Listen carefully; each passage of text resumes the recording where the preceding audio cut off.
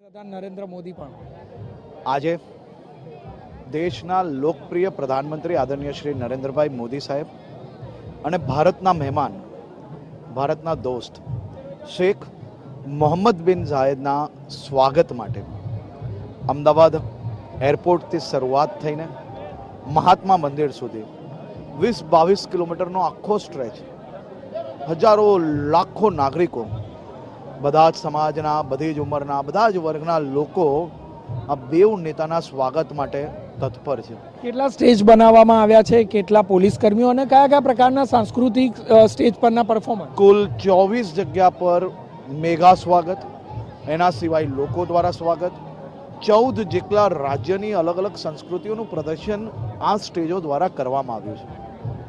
ગુજરાત, રાજસ્થાન, મહારાષ્ટ્ર, જમ્મુ કાશ્મીર, કેરલા, આ અલગ અલગ રાજ્યની પોતાની સંસ્કૃતિઓનું પ્રદર્શન એક ભારત શ્રેષ્ઠ ભારતના સંદેશા જોડેની આ યાત્રા એ અદ્ભુત યાત્રા હશે.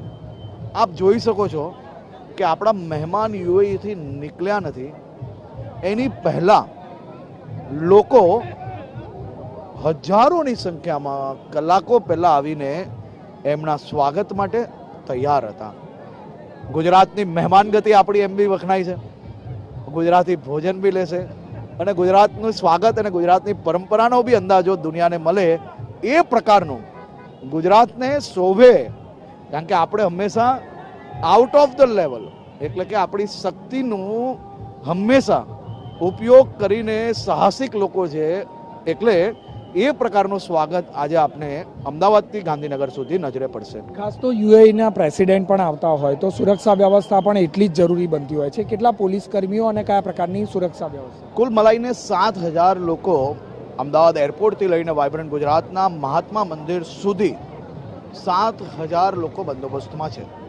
વાઇબ્રન્ટ ગુજરાતનો બંદોબસ્ત આવી જાય, એરપોર્ટની વ્યવસ્થા આવી જાય અને રોડની વ્યવસ્થા આવી જાય અને મહેમાનોનું રહેવાનું, અવર જવરનું, આ બધી જ વ્યવસ્થાઓમાં 7,000 પોલીસ કર્મીઓ લાગેલા છે. ટૂંકમાં કહીએ તો તમામ પ્રકારની તૈયારીઓ થઈ ચૂકી છે. બીજી તરફ જે દ્રશ્યો છે, સુરક્ષા વ્યવસ્થા પણ ચાપતો બંદોબસ્ત છે. ખડે પગે પોલીસ કર્મીઓ ચુસ્ત પોલીસ બંદોબસ્ત કરી રહ્યા છે અને કોઈ પણ પ્રકારની ઘટના ન બને, અનિચ્છનીય ઘટના ન બને તેનું પણ એટલું ધ્યાન રાખવામાં આવી રહ્યું છે. કેમેરામેન દીપક સેન સાથે જિગ્નેશ પટેલ, TV9 અમદાવાદ.